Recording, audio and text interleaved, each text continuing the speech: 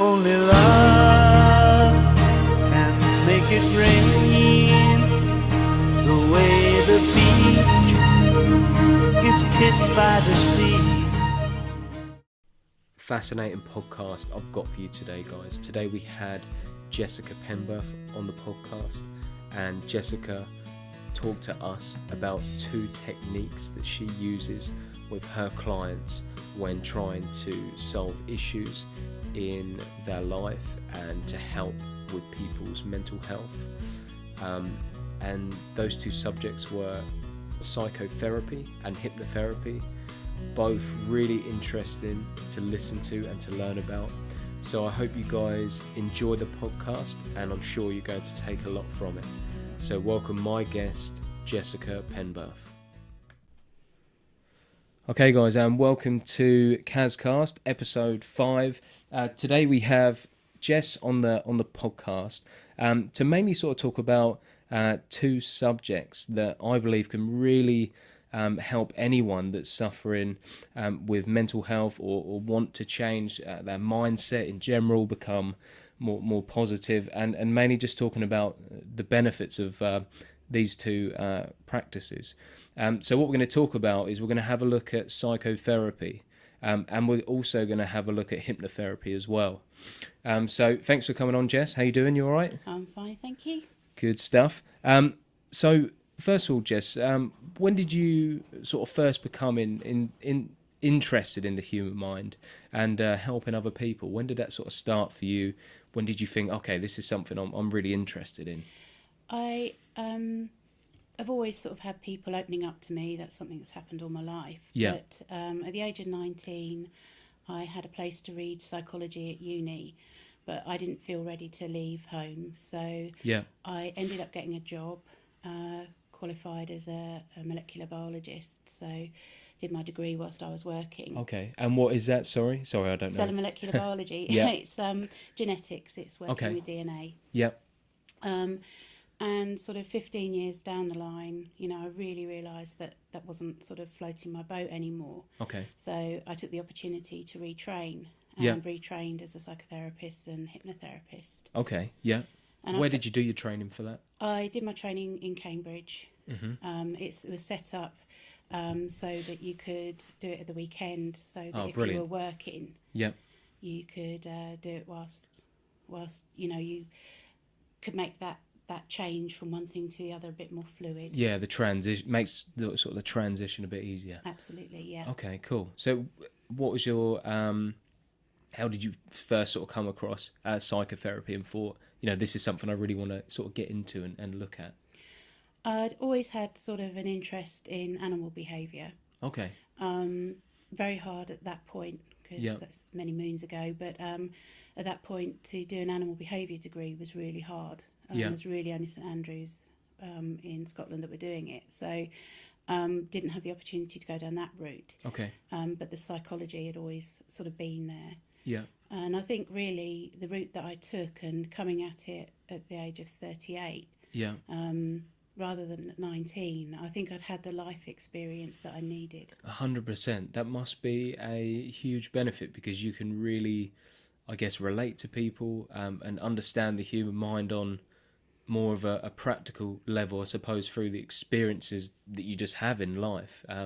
So that must make a lot of difference.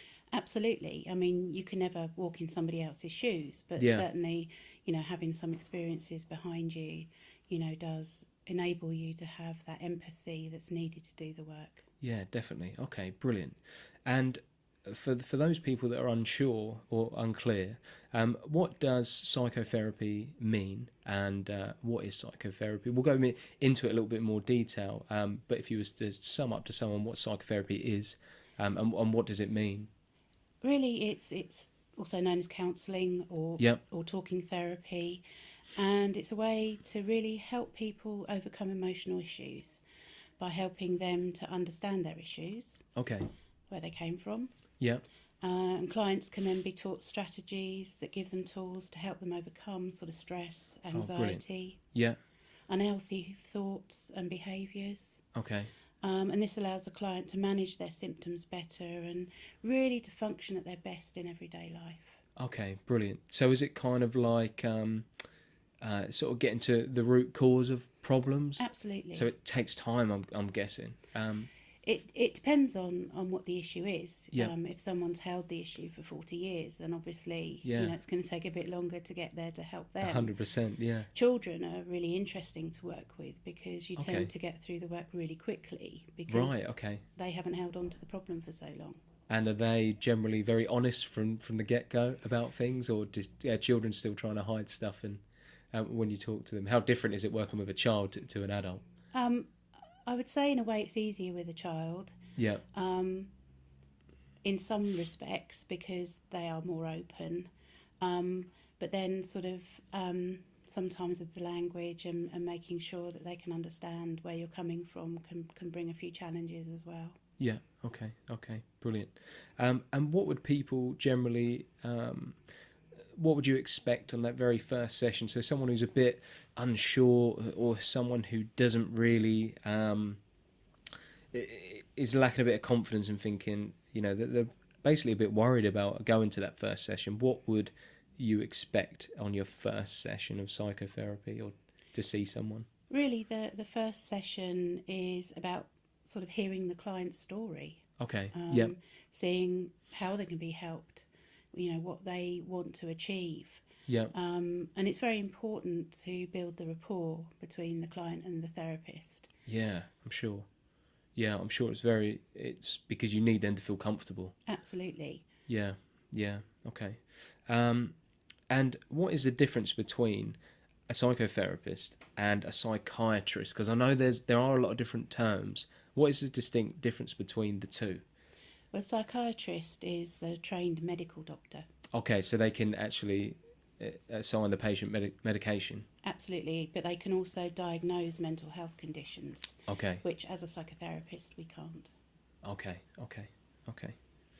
And generally, how long would someone have to attend psychotherapy to see those improvements? Or it's it can vary, I guess, from person to person. Some people might need a couple of sessions to get to the root cause of their problem, or other people may need more sessions.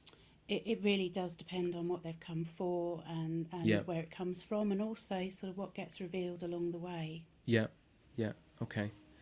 And what are the techniques that you would use in a session of psychotherapy to help someone? Are there specific techniques that you learned in your training to help people? There are many models that are used in psychotherapy. Luckily, I was trained in an eclectic way, so I wasn't trained in just one way of working. Yeah. So, if you like, I have this toolbox that I can pick and choose from to help the client. Anything from transaction analysis, which is a bit of a favourite of mine, through to CBT, cognitive behavioural therapy.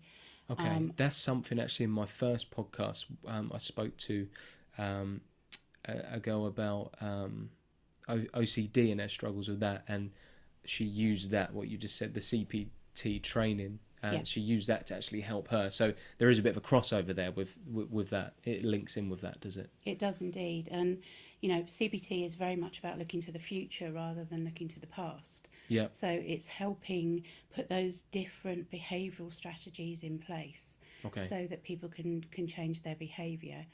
And CBT is very much about linking a thought to an emotion to then a behaviour. Okay. And once you understand those links and you start to understand the triggers, you can start to put different things into place to change. Okay. Brilliant. So anyone out there listening to this, what sort of problems or if people feel like they're having problems, or mentally they're just not feeling themselves, what problems and issues that people have, what can psychotherapy actually help with? What are sort of some examples, where people would go to psychotherapy and actually help with certain issues? I mean, really, there are so many areas where psychotherapy can help. I would literally say any emotional issue, any sort of behavioural issue, where people aren't reacting in a way that they would like to. Okay. So, generally, I would say, most people who come to see me, there's a certain amount of sort of confidence and self-esteem that they need to build. Yeah. Anxiety, stress is obviously a real common one these days with Yeah, the pressure I'm sure. that people are under. Yeah. But you can then go through to sort of sleep problems, relationship issues, sexual issues. Yeah. Even, for something that might be of interest to you, sort of sports performance and helping people improve their sport. So, it's every it's a huge gamut. umbrella. Absolutely. Okay. Well, that's brilliant to hear. I imagine as well, the average person on the street, when they hear psychotherapy, I think a lot of people, they hear that first initial part, psycho and therapy, and they think, okay, for this to benefit me, I've actually got to have a lot wrong with me or be out of control. But that's not how you've described it there. That's not actually the case. You don't have to be someone who's a loose cannon, out of control, feeling like they're completely lost.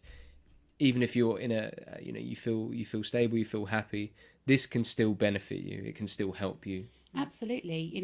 Even, business people who have presentation anxiety. Yeah. They can benefit. So it doesn't have to be something major. Yeah. I mean, the first part of the word psycho just refers to psyche, which is the human mind. Okay. And even the word psychosis, which, makes a lot of people sort of recoil, just means losing touch with reality. Yeah. So, there isn't anything scary about it. You don't have to be, in such a bad way to come and see someone, and just... It's that sort of being able to speak to somebody in a way that you don't get in any other way in life. Right, okay. There's a really unique relationship, where somebody is there just to listen to you, who is not sitting in judgment. And I don't think we get that very much these days. People don't have the time to be able to do that. That's a really good point. And even with, obviously it's wonderful to have a really close family, but people may still struggle to fully open up to certain family members because there's so much emotion being linked, or you still feel like you maybe be judged slightly. So is it that the person, even if the person is a stranger to you, that can actually be a benefit? I think definitely so.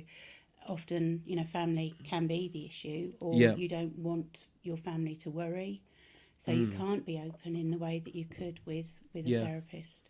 Okay. Brilliant. Yeah, that does make a lot of sense. So the end goal with psychotherapy is, how would you sort of describe it? What are you looking to achieve with the client that comes to the session?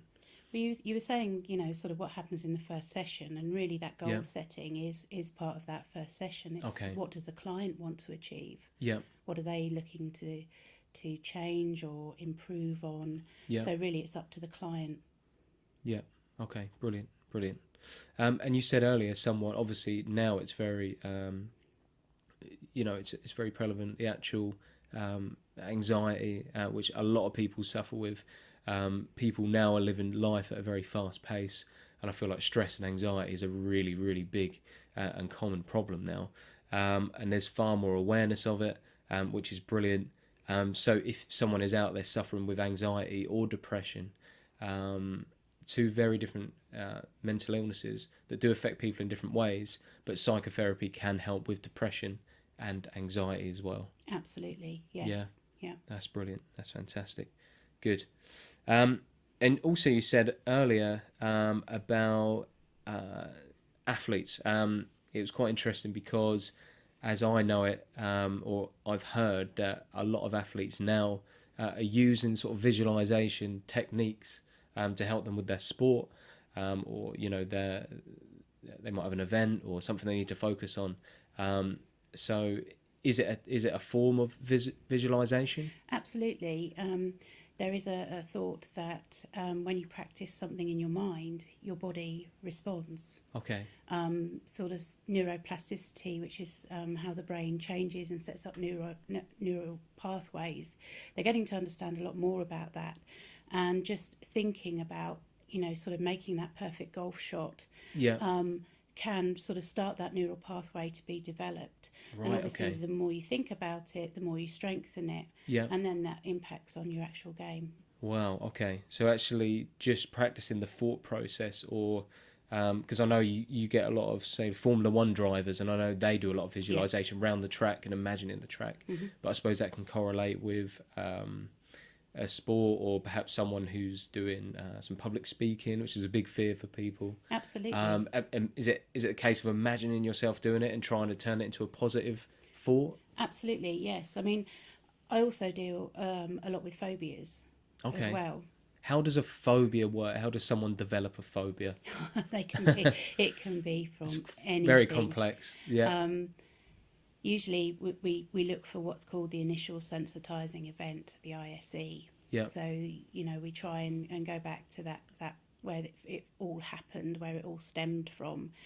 But I had a girl's phobia of spiders, which actually came from opening a drawer in a grand's bedroom. And that's where it being started. Full of hair nets. Oh, okay. And the grandmother screamed at her. Right, okay. That's and interesting. And to her as a little girl, it looked like thousands of spiders. So it's actually sort of, it's crossed over to that, and now... But it was actually the grandmother screaming at her that set up the fear. Okay. So these thoughts and these memories, are they locked away somewhere in our brain? What's the science behind that? How does that work? Memory is a really interesting thing. We don't fully understand it. We're getting there. We're moving forward. And memories can be a tricky thing as well. They can change. Yeah. So it's sort of not really known how memory works as such. Yeah. But if something is very, very traumatic, the brain can try and hide it. Okay. And that's where we're coming more really onto the hypnotherapy, where the relaxation process of hypnotherapy can help unlock sort of memories that maybe have been stored away to protect us. And the brain is always trying to look after us. The brain is always trying to protect us. Okay, that's interesting. And what about, does that sort of correlate with dreaming? I mean, are we learning more about our dreams and what they actually mean, and are they linked to our memories? Or how much do we know there? You've actually hit on a real favourite subject of mine. Okay. Although I said earlier I'm sort of eclectic in my training. Yeah. I do have a lot of time for Carl Jung. Yeah. And dream interpretation I think is incredibly important. Our memories and our dreams, it's all about the subconscious and unlocking what's in the subconscious. Okay, that's interesting. And what is the subconscious? The subconscious is the part of the brain that we're not always aware of. Okay, it's there in the background. Yeah. So what's keeping you sat on that chair?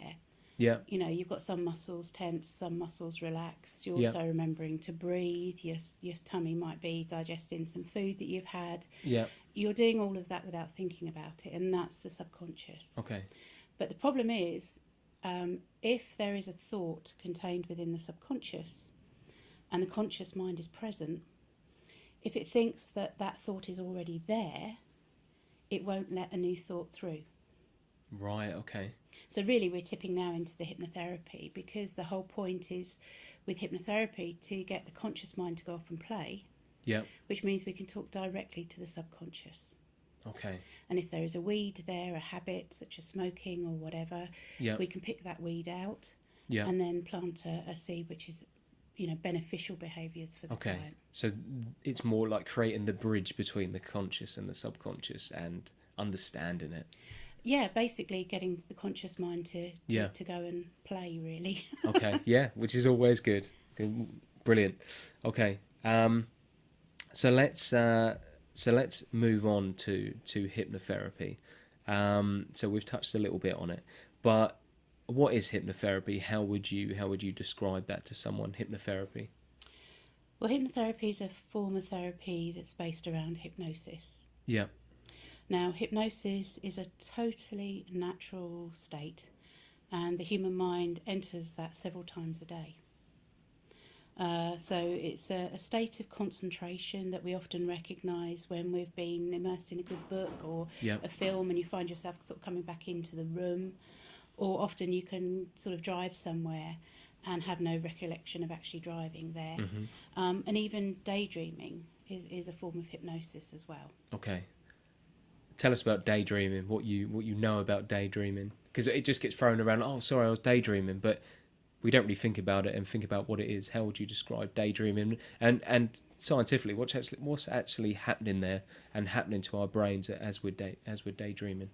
Well, we're actually going into a form of hypnosis. Okay. So it's sort of like a different level of consciousness, really. Okay. Yeah. The brain works on certain wavelengths, and the wavelength of the brain energy is just changing at that point. Yeah. Okay. And where did it originate from? Hypnotherapy. Where did it all start? Hypnotherapy. There is an excellent book called Hidden Depths, the story of hypnosis, written by Robin Waterfield. So if people are really interested in its history, I would say that's the place to go and read about it. Yeah. It really goes back to ancient Egypt. Okay. But then in the Western world, it was first used by Franz Anton Mesmer, right. Okay. who took it and used it for healing. Yeah. And that's where we get the term to be mesmerised from. Oh, okay. That's where that stems from. Absolutely. So what sort of healing would he use it for? How was that used for healing? I think he would have used it for emotional issues, but also for physical issues as well. Okay. So it's not just about the mind. You can use it for physical issues, physical problems that you may have. There's data there and history there to say that it works. Absolutely.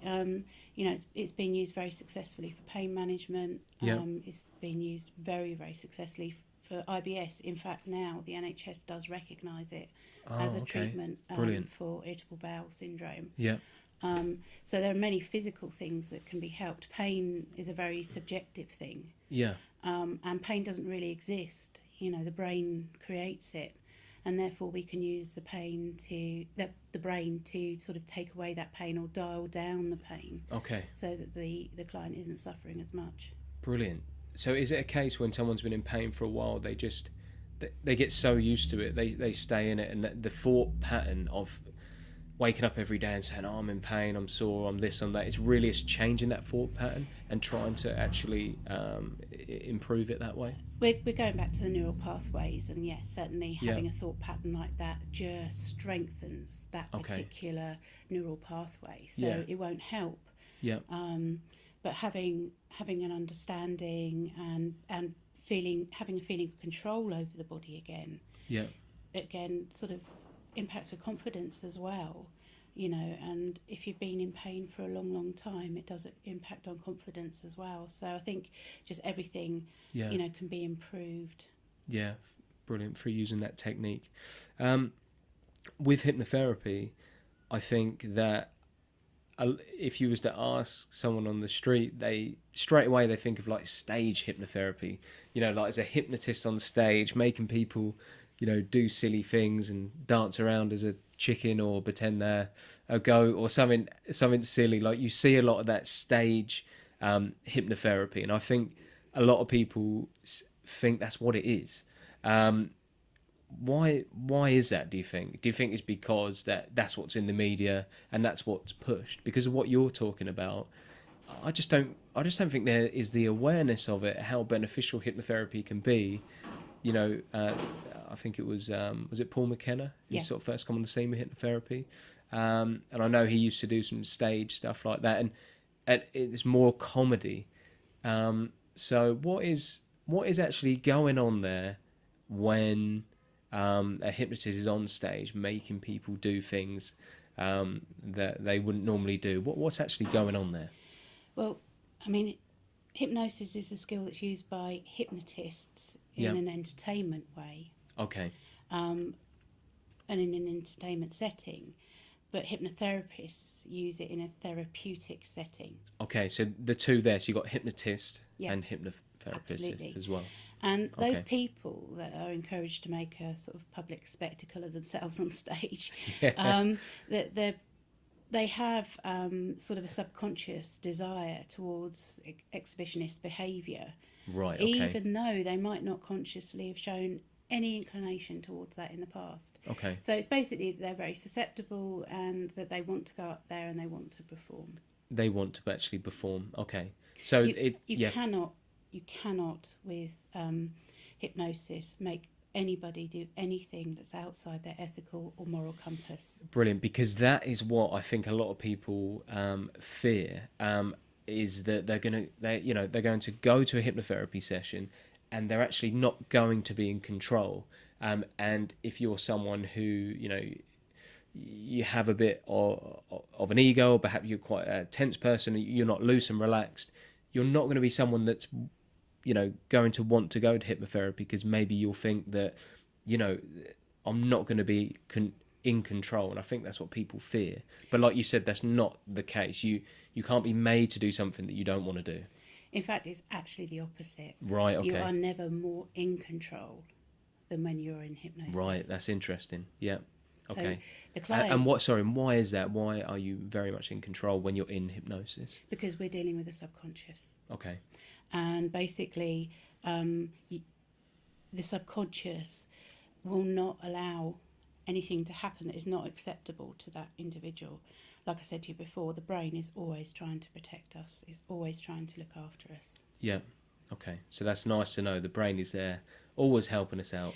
Well, it's always trying to do look after you the best it can. Yes, but the problem is sometimes that's what causes the issues. Yeah, I'm sure. So it's a bit of a double-edged sword, that one. Yeah.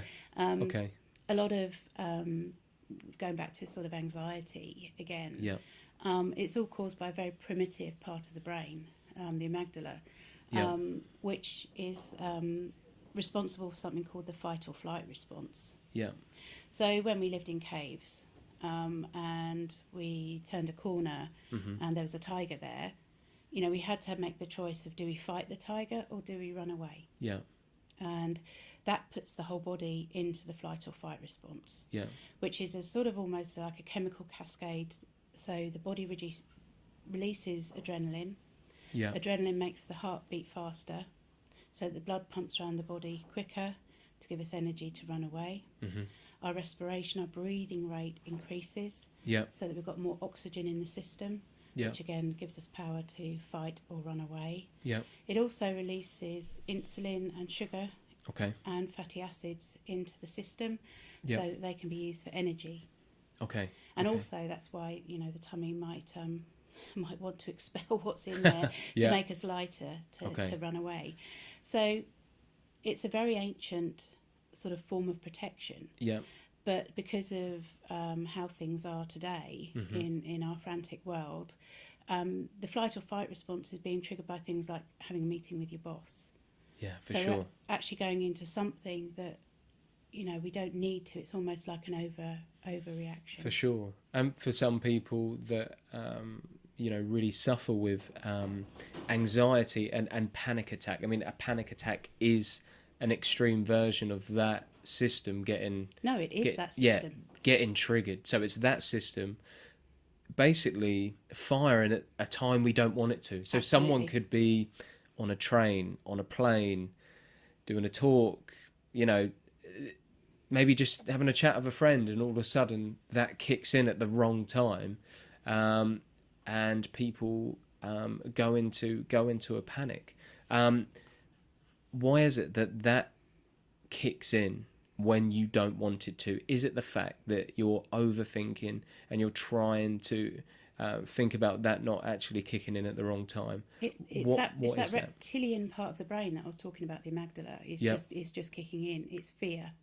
And once it happens once, is it more likely to happen again in that setting, because it's the fear of that happening again and you get stuck in a cycle? I guess we're back to the repeating a neural pathway. Yeah. So, if you have that fear pathway and you keep repeating it by having that fearful thought, then you're making that neural pathway stronger. Okay. But one of the good bits of news that I can give everyone out there, if they do experience a panic attack, is that it cannot last any more than 8 minutes. Okay. Because the hormones that are involved are utilised and used up. Yeah. And although at that point they might feel like they're dying, it can't continue for long. Yeah, okay. And one of the best things, if there's a tool that the listeners can sort of take away right here and right now, is something called ratio breathing. I said to you that sort of our respiration rate goes up and the oxygen in the system goes up, and that leads to that lightheaded dizziness feeling. Yeah. So ratio breathing is sort of the equivalent of blowing into a brown paper bag, but not so obvious. So the rationale behind it is that you breathe in for 3, and breathe out for 6. Right. Okay. And that slows everything down. Is it getting the oxygen in and going to the brain, calming it basically brings the oxygen level down and the CO2 level up. Okay. So it's going back to the balance. And what is that doing to the body when that happens? How does it sort of calm you? Well, it sort of brings the levels to how they should be. Okay. So you don't have that dizziness because you've got too much oxygen going around the brain. Yeah. Okay. Brilliant. So that's what people can start doing now. So anyone out there that's suffering with panic attacks, whether that is at work or public transport or just at times when they don't want it to happen, as well as the breathing, is there anything else people can start doing to start improving as of today, to start reducing them panic attacks or that anxiety? How can people combat that anxiety? I think what it comes down to is understanding. Right. And it's learning to understand, for a start, what is actually happening in the body. Yeah. What is the physiological things that are going on, and we've explained some of that today. So yeah. I think in a way it's about getting to know your enemy, getting to understand what anxiety is, how it impacts on the body. I think sometimes just having that understanding, can be a very powerful tool, so that when the process starts, you can sort of almost nip it in the bud. Yeah, for sure. And I guess it is a form of just rewiring the brain, just saying, okay, we've got some bad pathways here, and being honest with yourself and saying to yourself, I need to make a change, or I need to go back to square one, figure out what's happening, why it's happening, and start addressing it. I guess, especially for a lot of younger people, they ignore it or don't want to admit they have a problem because, they appear weak. They think, it will go away. But I think, like you say, people just need to be honest with themselves, and there's so much more awareness now about anxiety and mental health issues that hopefully people will come forward a lot more and just admit that they have got a problem and they do need to address it. Yeah, I think it's also just about recognising it for what it is. Yeah. Which then sort of takes that blame and takes the pressure off yourself. Yeah, absolutely. That's brilliant. Okay, good. So with hypnotherapy on a first session, what can people expect to happen on that first session of hypnotherapy? Well, sort of really as with the psychotherapy. Similar, yeah. Yeah, the first session is about sort of hearing the client's story, finding out, how they can be helped, what they want help with. But generally, in a first session, I will at some point use hypnosis so that the client can get used to the experience and sort of what it feels like. And how, when you're using hypnosis, when a client is in that state, how are they going to be feeling when they're under hypnosis? How do you feel, as for an example? Well, it is possible to maintain awareness of your surroundings and to have control over your own behaviour. Yep. Like I said, you're never really more in control than when in hypnosis. Yeah. You're able to awaken at any point, and you can't get sort of lost within yourself. Okay. It's possible to talk, to discuss your thoughts and your feelings. And many people sort of notice sensations in their arms and their legs. Yeah. Some people might sort of feel a tingling, a hot, cold sensation. Okay. They might have small little spasms or feel a heaviness in the limbs. And this is all sort of totally natural and part of the process. And most people actually become hyper aware of their surroundings and being particularly aware of the therapist's voice. Right, and okay. any movements of the therapist as well. Okay. And what, an example of a technique, what do you use to put people in that relaxed state? How do you do it? Do people use different techniques? How do you what's your technique? I mean, this is the thing that always amuses me when people find out that I'm a hypnotherapist and they immediately won't look me in the eye. Yeah, they think you're going to dangle a big watch in front of them, or put them and to actually sleep. it's my voice. Yeah. And that's what's used. Yeah. So basically, you start by maybe doing a progressive muscle relaxation. Yeah. So starting to relax the muscles from the toes up to the head.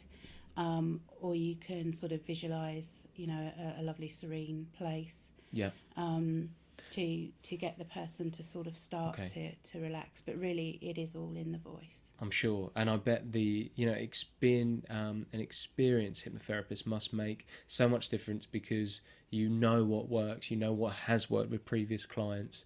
That must make a lot of difference as well. You must improve with every person that you work with, and you must continue to learn all the time. Well, I'd hope so. Yeah. I've been in practice now for over 10 years. Wow, that's brilliant. And we have to do continual professional development to keep our skills up. So always training. Absolutely. And the societies that we belong to, are very strict about that. Yeah. We also have to undergo supervision once a month to make sure that we're fit to work, or if there are problems with a client, that we can talk it through with somebody else who's got experience. Yeah.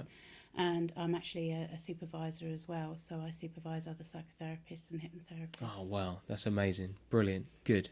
What would you say to people that say, you always get people saying this, I can't be hypnotised, it wouldn't work on me. Is that true? Because if that person doesn't want to be, then they won't be. How does that work? As I said before, hypnosis is a totally natural state that the human mind enters several times a day. So that's just not true then. Yeah. Put it this way, I haven't had anybody that I've worked with who hasn't been able to relax and undergo the hypnotherapy process. And it's people that say that, they're talking about it like it's a negative thing. It's a negative thing if you can't get in that mindset. You should be able to. I just think it's completely different now, the world that we live in, and how you can just access so much more information. And I love hearing things like this, like you said earlier about the NHS recognising hypnotherapy now as a treatment, and it's just brilliant to hear, because there's an obvious huge connection between the mind and the body that people just didn't really think about years ago, but now it's really coming to the forefront how important that connection is. No, I disagree. I think we did have that connection. And that's coming out more and more now. Hippocrates said that all disease begins in the gut. And now the studies that are coming out are showing more and more how important our gut flora is. Okay. Even to the point where there's now a form of psychiatry, which is called Nutritional Psychiatry. Yep. Because inflammation caused by bad gut bacteria has been linked to depression and anxiety. Right. Okay. So I think somehow along the way we lost that connection between the mind and the body, and now we're slowly starting to recognise it. Yeah, exactly, and that's what I meant by that comment. I think that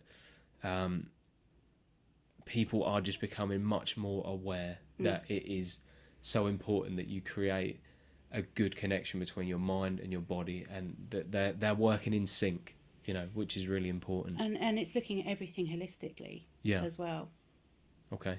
And what does that mean holistically for people that aren't sure? To look at the whole of everything. So that if you've got problems with your knees, that you're checking that your hips aren't out of joint, or the back isn't out of joint, and not just sort of focusing on that one area. So, not just focusing on the mind, but also focusing on the body. Yeah. And I think this I'm very excited about this sort of nutritional psychiatry.